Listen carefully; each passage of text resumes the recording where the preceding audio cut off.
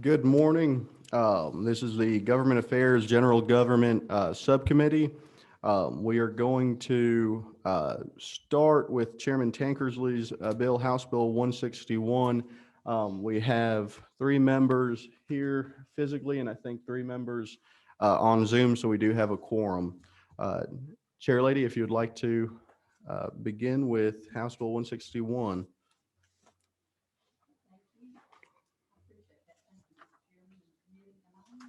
Oh, sorry. First of all, I'd like to say that this is the Department of Community Affairs bill that I'm really happy to bring forward. I carried this bill last year and it sailed through the House, maybe two or three in opposition, was sent over to the Senate, and then COVID happened and we all went home. So this bill didn't make it to the finish line, but when you talk about a simple bill, this is it. It simply deletes line 15, 6 little words. Each authority shall have perpetual existence. And I don't think I need to remind any of you that are representatives how much the Department of Community Affairs does for all of us and how much we appreciate what they do. But in Georgia, we have 1,319 local authorities, and some of those authorities are like the hospital authority, airport, water, sewer, development, etc. Among that number, we have approximately 231 downtown development authorities that have been established by municipal governments. And we have approximately 39 of those downtown development authorities listed in a report as inactive. And these DDAs, as we abbreviate, can go inactive, but they cannot be dissolved because of those 6 words on line 15 of this bill. So, and they are the only authorities that require the perpetual existence due to those 6 words. This bill would allow municipal governments to dissolve a DDA that's no longer active. It holds no assets and they have no outstanding debt or other obligations. So it's just necessary, as I said, to remove the 6 words on line 15. And by striking this sentence, it would allow these dormant or inactive authorities to be legally dissolved. The Department of Community Affairs has received a number of requests for this legislation. So it's simply cleanup legislation, and it will eliminate the need to report on an annual financial statement that, really nothing's going on, but you still have to have a financial report and report on whether they're active or inactive. And I would answer any questions if anyone has a question. Any discussion from the committee? Representative Leverett, is that you over there? 14. I'm 14. That's me, Mr. Chairman. At the proper time, I'd just like to make a motion. Do pass. Okay.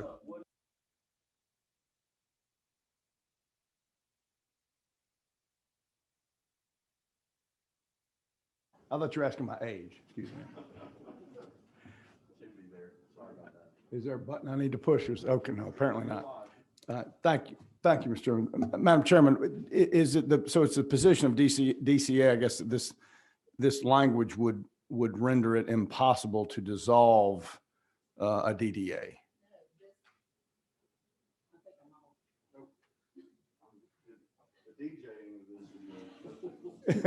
No, by striking those 6 words, it allows local governments, municipalities to eliminate the downtown development authorities that are inactive.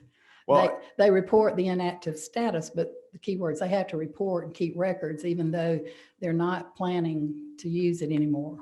And they'd like to see that eliminated. Well, I'm sorry, I didn't ask the question well. Okay. The language you're proposing to delete makes it impossible to dissolve them, apparently. No, it makes it possible for them to dissolve them.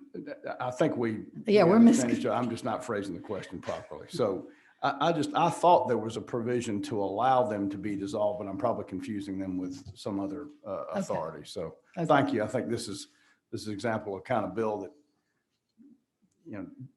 doesn't exactly cause people to take to the streets and support, but it's essential for the efficient functioning of government. I appreciate you Absolutely. bringing it. And that's what we're trying to do, less government reporting when there's truly no need for it. So I appreciate your question. Yes, ma'am. And any more questions? If not, I would like to ask for the committee's favorable consideration. Yes, ma'am. I got one quick clarifying question. I think you Okay. went over. I think in the city of Kingsland, we have a KDA Development Authority that has a perpetual existence clause. And I think at this point it was inactive for a few years. And now the tourism director took it upon herself to make sure it's following the legal requirements of the city, is not liable. That's similar in a lot of local governments you represent, I'm assuming, which is one of the reasons you're carrying the bill. Right. And they can dissolve it, and 10 years down the road, if they decide they want an active DDA, or they're going to, they will just simply ask for local legislation and reinstate it. Any questions from the audience? Any on Zoom? All right, with that, if there's a motion to be entertained, all right, motion by Representative Williams. Is there any second? All right, Representative Leverett, all in favor, raise your hand. What do we do on Zoom for voting? If Zoom would like to voice vote, you can unmute and do so. Yays? Yay. All right, is there any nays on Zoom? All right, the bill passes to committee. Thank you for your time. All right, with that, we will be calling House Bill 286 by Representative Gaines.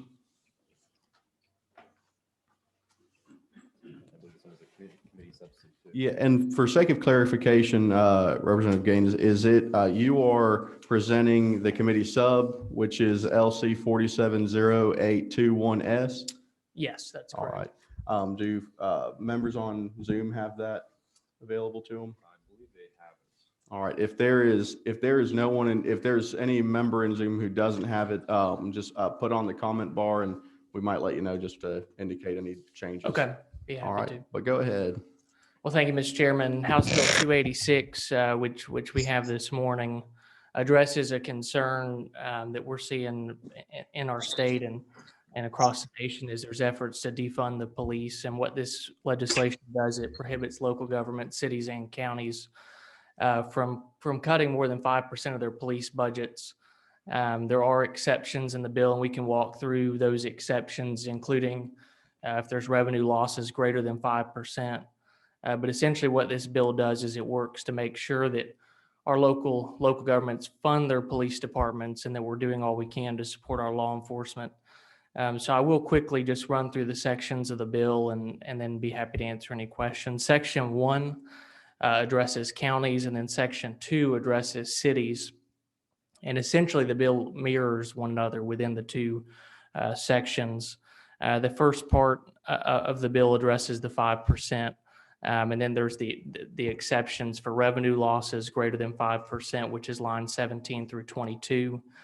And so if, for example, a city or county lost greater than 5%, they could cut up to that percentage loss revenue from their police budgets.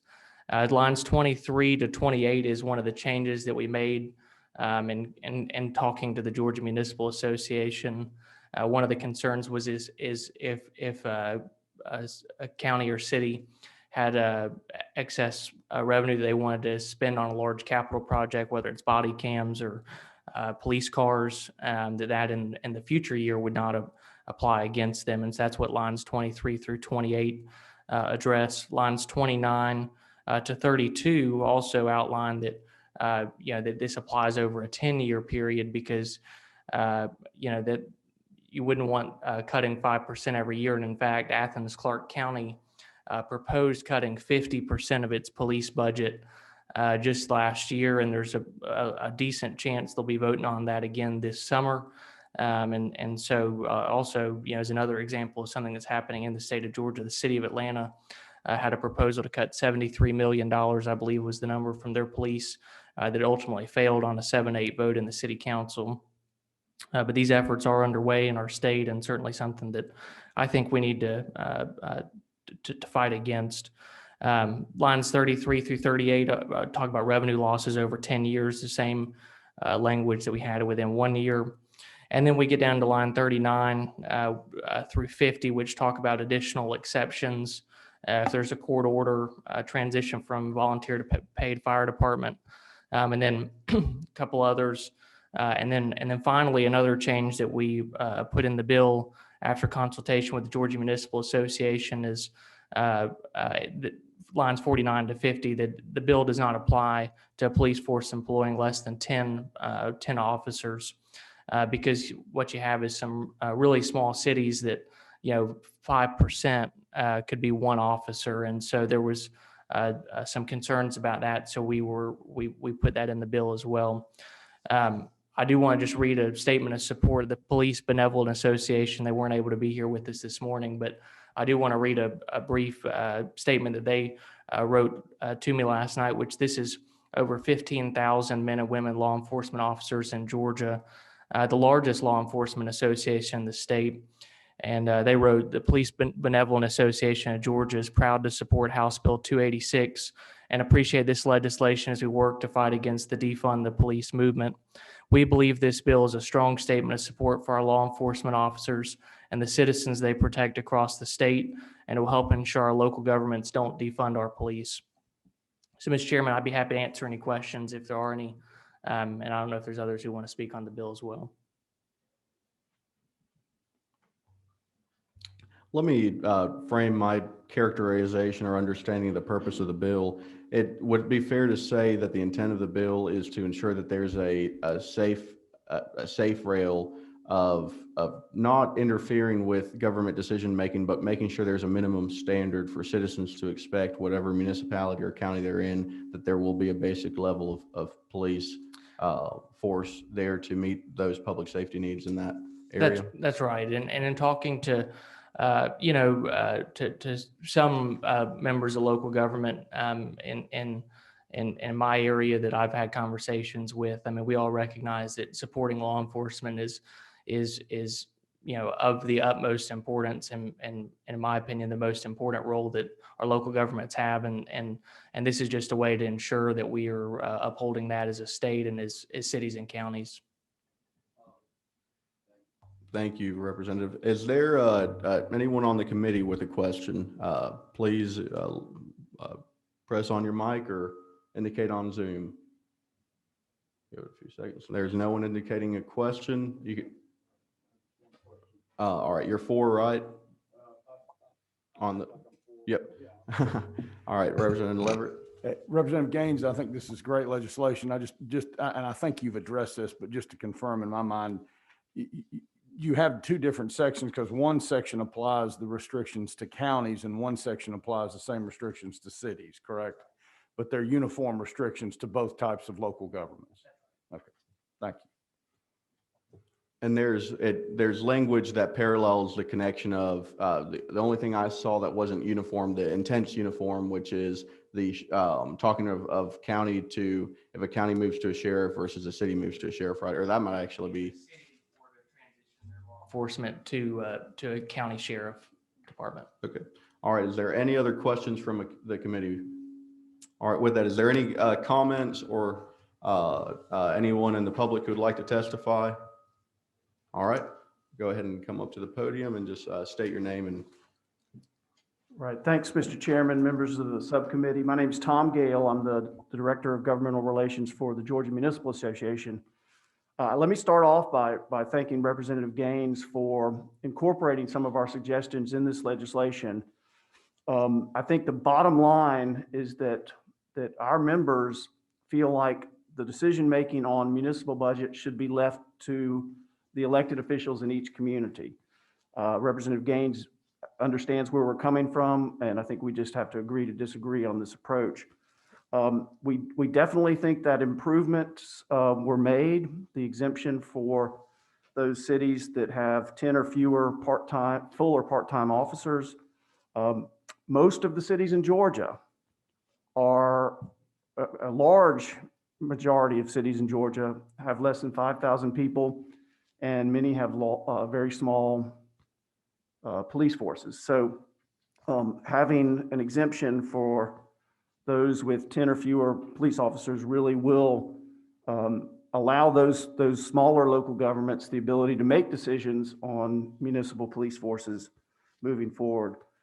The 3%, excuse me, the 4% capital purchase, if a police force were in 1 year to get brand new fleet of police cars or some tactical equipment or even a body camera system for all of their officers, that is an exemption for that Representative Gaines has incorporated. We appreciate that, but it's right now pegged at 4%. What if the body cameras cost 3.5% of the previous year's budget? It's kind of an arbitrary number. Also, there is an exemption that Representative Gaines has in the bill. This was in the bill as introduced and is also in the substitute. An example on line 83 to 85, it basically allows for a governing authority to, let's say a city decides to contract with the county police department or the county sheriff's department, which happens all the time across the state, to provide a level of law enforcement in the community. That is an exemption as long as there's a equal or greater level of law enforcement. But what happens if you've got an instance where the sheriff's, you're paying the sheriff's office $100,000 for them to run patrols in your jurisdiction, and they're not running patrols? Or you're unhappy with the level of service you're getting from the sheriff or the county police department, and you decide you can save money and get better service by hiring 2 police officers or fill in the blank number of police officers, 10, create your own department. That needs to be considered in this legislation because you've got some cities that are substantially of size. City of Tucker comes to mind, Peachtree Corners in Gwinnett County, Sugar Hill in Gwinnett County, these bedroom communities that contract with the county police departments, but they may at some point in the future decide that they would get better service and do it cheaper if they were to create their own police department. So I throw that out there for the consideration. But again, Representative Gaines has been very, very good to work with on this legislation. And the bottom line is our members would rather make these decisions with their constituents, city by city, across the state. And I'll be glad to try to answer any questions if there are any. I have a quick question to that last one. When you referred to a city creating a new department, I'm not seeing in the bill, so that if you could point in more detail, what does the bill do that would cause an issue for a new department to be created? So let's say you're spending, and my example was, let's say there's a city down in South Georgia. It's right up the street from Chair Lady Taylor's office, or Taylor's district, called Ocklackney. And Ocklackney actually contracts with the sheriff to run patrols. Well, on occasion, they grumble about how they're paying money to the sheriff, even though they're paying taxes to pay for the sheriff, county taxes.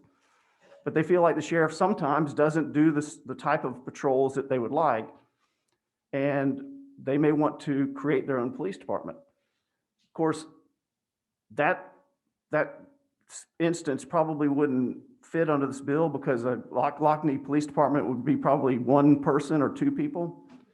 But when you look at these cities like Tucker, which is a new city, has the ability to run police, they instead contract with the DeKalb County Police Department.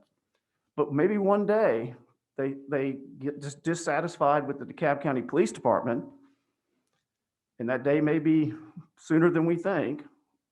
They could create a new police department for the city of Tucker and perhaps save money rather than do an intergovernmental contract for service from the county. And maybe this is a question for the author, if you'd like to comment. My understanding is that there's the 2 clauses for both section 1 and 2 that allow for that intergovernmental modification from city to county or county. It's not speaking to a local government's ability to decide which agency is providing law enforcement to the area. It's ensuring that there's not a pure reduction Representative Gaines, would you like to address that or of course, the speaker? Are you saying that they? If you would go ahead and make sure to go on the mic for the benefit of those on Zoom. Just kind of have it work both ways.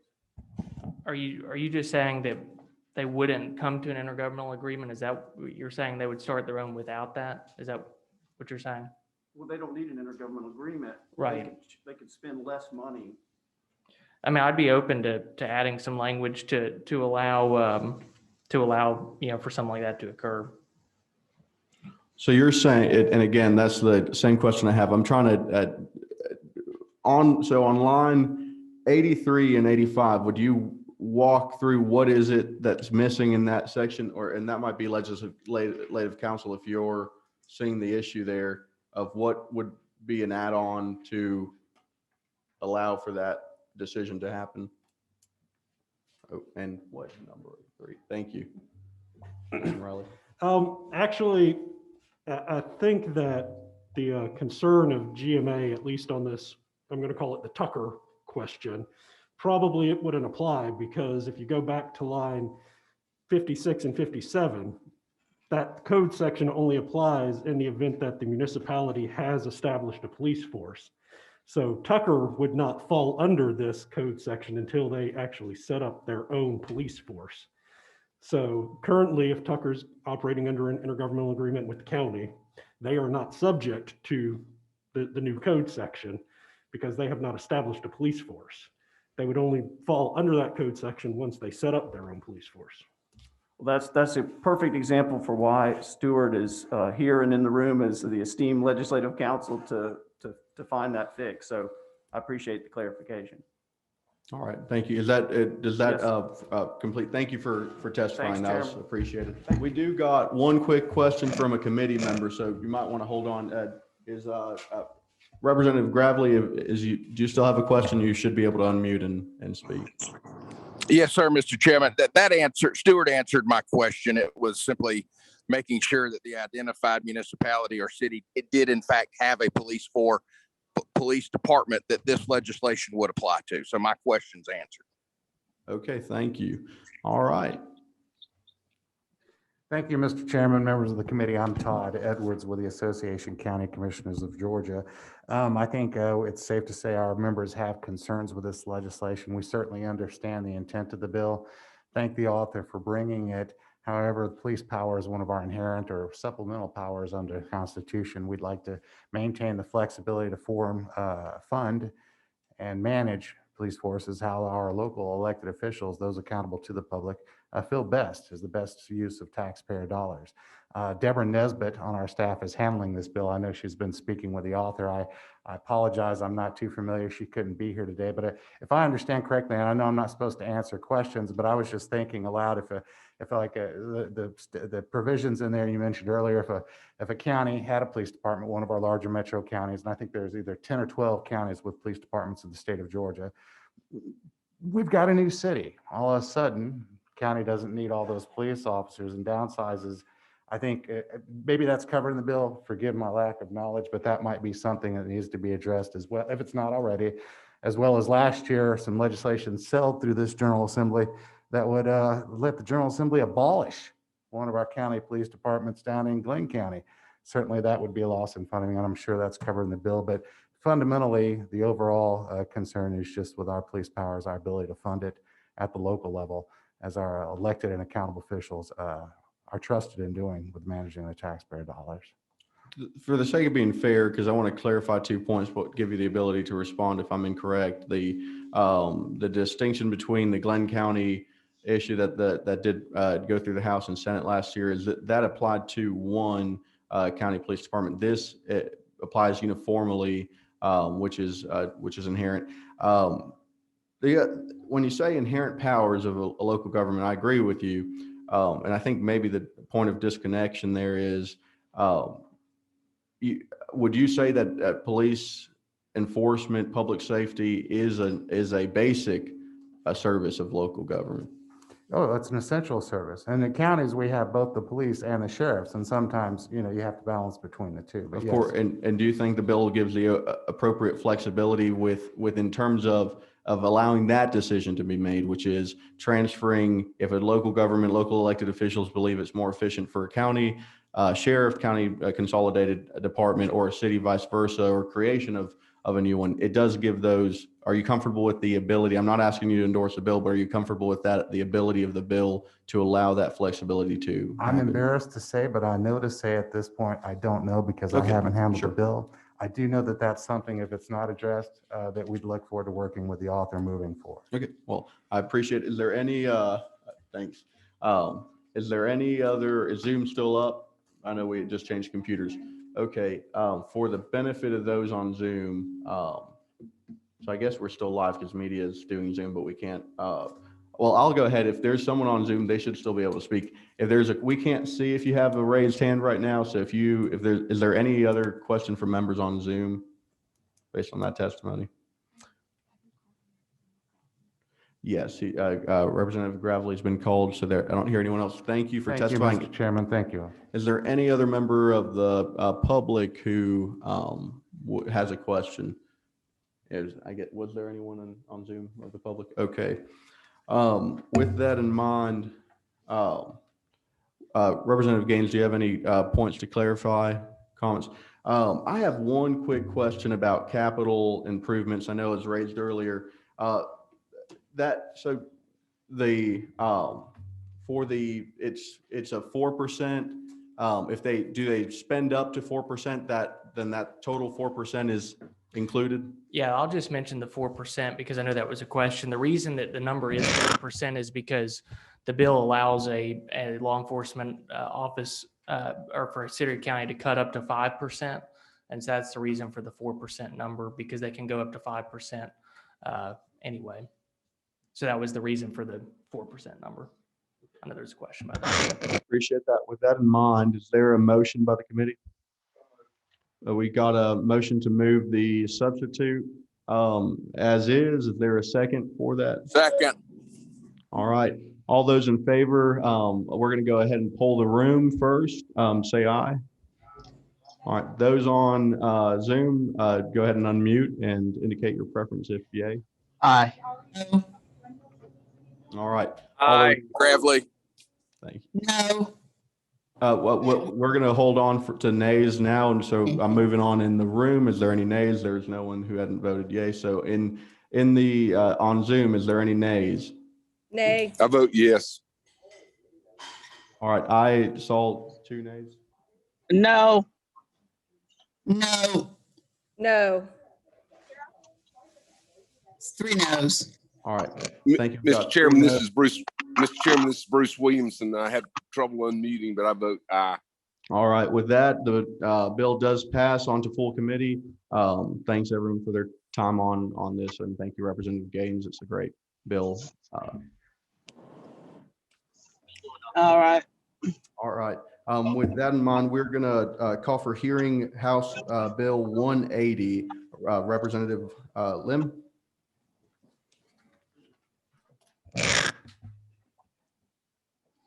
Good morning, everybody. Thank you, Mr. Chairman. I am here to present House Bill 180, that is LC 470718. And the purpose of this bill is to ensure that state and local government entities that have sources of funding open to the public maintain a database that have those sources of funding on there, whether they be grants, loans, contracts. This particular bill was inspired, of course, by COVID-19, where we had everyone from individuals, families, for-profits, and nonprofits looking for these sources of funding that were there, again, primarily by the CARES Act, but some of it by state and local government authorities as well. And that's really what inspired it. So it's for the sake of efficiency for the public. Now, of course, there's a secondary benefit of transparency, but that's not to say that governments aren't being transparent, because I do want to make clear a lot of this information already is out there, whether they be loans or grants, which are limited anyway by the state constitution's gratuities clause and certainly contracts with the Georgia Procurement Registry and the Department of Administrative Services. I think they do an excellent job with that. Again, the vision of this bill is particularly to make sure that all of that information, again, sources of funding open to the public, are located in one place, again, specifically for the primary purpose of efficiency for the public. Thank you. Is there any member of the committee who has a question? Thanks. Any? We've got Representative Williams. Yes, Mr. Chairman, thank you. Who would oversee this database? What department would do this? Absolutely. To me, it's important to defer to the particular authorities on how they do the database. This particular bill lays out what is required and how often it is to be updated, i.e. on or before the 15th of each month. But I do believe it's important for, once you provide the fundamentals, for the particular authorities to be able to have to be given deference on how to precisely maintain it. I think that's an important point of local control or control to the particular agencies. It's about having the information, but allowing them to decide what, when you already establish what's required to be in there, how you present it. Do we have anyone on Zoom who has a question or? All right. Let me ask, so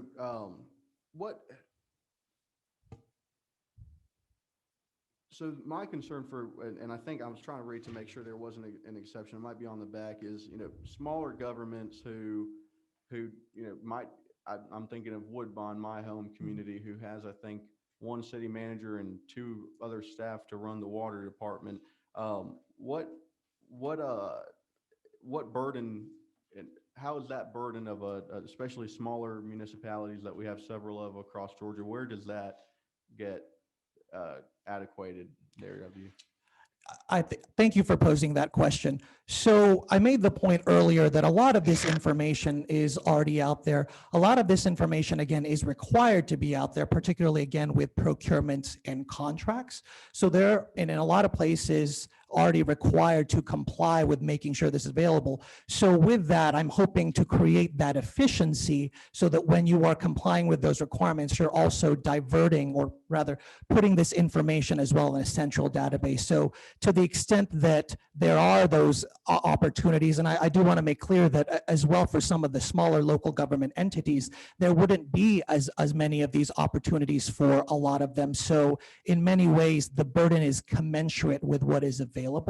But I think the primary point, again, is a lot of this is already subject to requirements. Is once you're complying with that, or simultaneous or contemporaneous with complying with that, making sure you're also posting it on the database. And again, I want to make clear that there's deference in how you do it. So that also lessens the burden.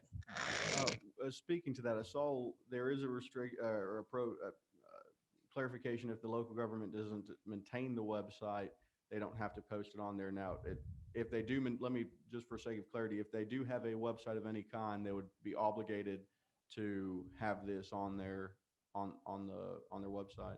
Correct. And if they do not, I think, again, it's very important to not create a new burden, but if they do have already the website and thus the infrastructure, and again, a lot of them are posting this kind of information already, but creating this database for it, they would be required to post on the website, yes. And I know, one of my cities has the tool that they can put in and put out, and then I hate to use Woodbine as an example. Maybe this looks bad, but I really appreciate the millage rate that they put there, one of the lowest in the state. They're probably more liable if something gets passed that they're required to have a website and required to put on more items. Their capacity is pretty basic, has some relevant information. I'd be worried that that website would then get taken offline versus creating a new burden for them, just because that they might have the capacity to post information, but that continuous updating of information wouldn't be there. Has that been a common, or folks broached that kind of issue with you on making citizens less informed by virtue of increasing the bar of what they have to have for having things like websites? I think I understand the question, but I did want to clarify the particular concern is that they may take down their website. Am I understanding that correctly, Chairman? Yes. So if they take down their website, then they would not have to obviously post anything on there. And I think there's some volume disparity between mine and yours.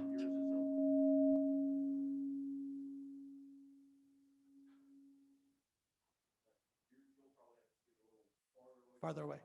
Got it. Question, question by Rep. Williams. Oh, Thank you, Mr. Chairman. I go back to line 12, all officers and units of state and local government shall maintain a database. And then you mentioned a central database.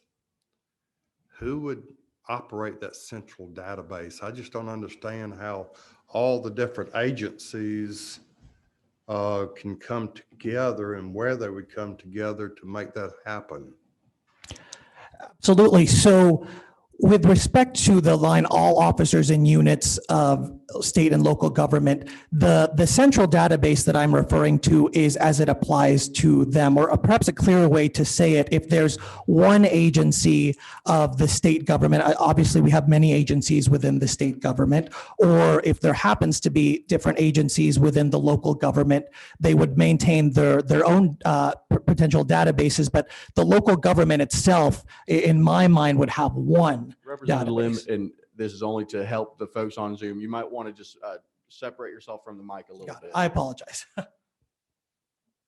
But yes, that is my envisioning of it, that there are different state agencies, of course, but local governments generally would have one. I think I understand the intent of the bill. I just don't know how it could be, because someone would have to oversee the actual database. Would that be DOAS or, on the state, all state agencies and all officers and units of state government? When you look at that, you've got so many different agencies. I understand the intent, but I just don't know how you get there between A and Z. It just looks like a lot of moving parts. So if I may, you're absolutely right. There are a lot of moving parts, but whether it's any particular agency within a state government or any particular agency within a local government, they're already handling this information. And I appreciate as well the question of database. You're very concerned about making sure that the information is correct. And I think that that's very much what I'm interested in as well. And that's why, again, I respond to your question with the fact that they are already maintaining a lot of this information. Again, a lot of it is already regulated. So to me, there does not need to be some, big brother oversight, because a lot of, or I would say all of the agencies, whether at the state or local government, are very much aware of these sources of funding already and have full capability of being able to post it in some place. Again, the intent is the mechanism of the database, but I don't think we, in my opinion, don't need to specify any more regulations for them to maintain it, because they already know a great deal of this information and are used to handling it. President Lim, just because we're running short on time and just in case some comment or testimony might clarify it quicker, we're going to hold there. And I know Representative Maynard, do you have a question as well? Go ahead. What number are you on the table? 11. You're good to go. I just wanted to give some clarity because I did speak to Representative Lim about the bill. So if all these agencies are already providing the information, he is saying right now, agencies are not continuously updating it. This requires them to continuously update it. And I think that to your point about agencies that may just have one or two people, I know he has another bill that sounded really good to me where he said when these places have smaller populations, they would not be required. They could do it by paper. So that's another option for smaller communities. Possibly, and Just so our esteemed legislative counsel doesn't feel like he wasted any time from coming here, quick question, would that population restriction be allowable? I know there's some prohibitions with that. Mike? We tend to not be able to do population bills for the most part. So using a population as the minimum qualification could be problematic constitutionally, but if there were some reasonable classification that we could come up with other than population, that might be workable. All right, thank you. Let me go ahead and just since we're short in time, is there any member of, I think we've gotten all members of the committee, is there any member of the public who'd like to speak on this bill? Thank you, President Lou.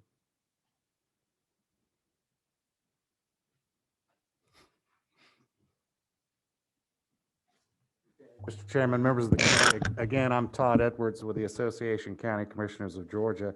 I think that the concept is good, and we certainly have enjoyed working with Representative Lim. He did come with us a few months or so ago, asked us some of the concerns we may have had with the bill. We shared them, but I think overall, while it's laudable, it's another requirement on local government that may or may not be able to comply with, that would set many of our counties out of compliance and then require additional step to add more requirements at the local level. Some of the questions that were asked earlier, all officers and units of state and local government shall maintain. A, it does require all of them to do it. B, it does require all of them to maintain it. And every 15th day of each month. One of the questions is officers at the local level, constitutional officers, we as local governments, it's sometimes, in an ideal world, we all coordinate, we all share information, we post it, we have something centralized. That may not always happen. How do we address that at the local level? Websites, some, even if we have them, some with our smaller counties are rarely updated, if ever. They do their best to get the information they have out there. If they have it now, this would require it. If they can't require it, it may be an incentive to get rid of the website. As far as grants and loans, we don't do a lot of that because the gratuities clause, there was a lot of action coming down through the CARES Act relief funding. I'll tell you, we were scrambling at ACCG at the county level just to get that information, get it in, apply for the loans, be approved, understand what it meant. And then to have this on top of that, again, it may be a disincentive. I think it's a great concept, but again, some of the comments that were made in earlier testimonies, and in this one is leave it to the local government, give them the ability to enforce how to control it, and that's what's happening now. It's in every local government, every county's best interest if they have something available to the public to make that available. It's just good politics at the local level. They probably have a system on contracts. They don't put them all out to bid, but they have that internally. And I think they're doing a good job, and I think it's in their best interest to do a good job. And quite frankly, we're concerned with yet another requirement on local governments, as well intended as it may be. And I thank you for your time, your consideration, and I'm open for any questions. Representative Williams. Thank you, Mr. Chairman. I just move that we table this legislation. There's too many moving parts, and I think it needs to be worked on some more. Okay, we got to move the table. We'll move to, is there comments or that need to be seconded? Okay, there's a second. Would this be the appropriate time for discussion? All right, I'm going to comment to this. Thank you. Representative Lim's intention, I'm completely in unison with the intent there. And I think the only disconnect would be just to make sure the purpose of it. And from my perspective, we had a bill prior that for my point of consistency, I view it as not a mandate to local governments, but a clarification to Georgia citizens on the minimum standard of it's easy to sit up here under the dome and say, well, this is what citizens should have, and this is going to be the mandate we give local governments. But they do have a much more difficult job. I would be the first to testify that. They might have a smaller drive to work than me, but they have at times a three-person staff, and countless of expectations from opening a library to managing appropriate grant fundings and CARES Act relief funds that they have 3 or 4 days to spend. With that in mind, I'm worried that for the sake of accountability, we might be making it less accessible to those citizens, and especially rural areas. I'm sure the county of DeKalb has some great grant writers and great services. I can pick up my phone and text the city of Kingsland city manager, and I know citizens Facebook relatively those individuals and might get the same or above average response. So I'm worried for us to get to the point that we're dictating exactly how we are creating that transparency when there is, from my perspective, and I'm assuming every Representative Limbs and everyone on the committees, there's local government example of trying to do that in many different ways, depending on the capacity of their citizens and the will of their citizens to pay for increased amount, services like that. I think there's a separation of what's a basic and fundamental service to me, law enforcement, public safety, running water is, and then what is a supplemental and beneficiary accountability service. So I'd be open to discussing with you offline on it. And I know we're broaching 9 o'clock, so we will. So with that, move to. Okay, so at this time we have a first, and we have a second motion to table the bill for actually.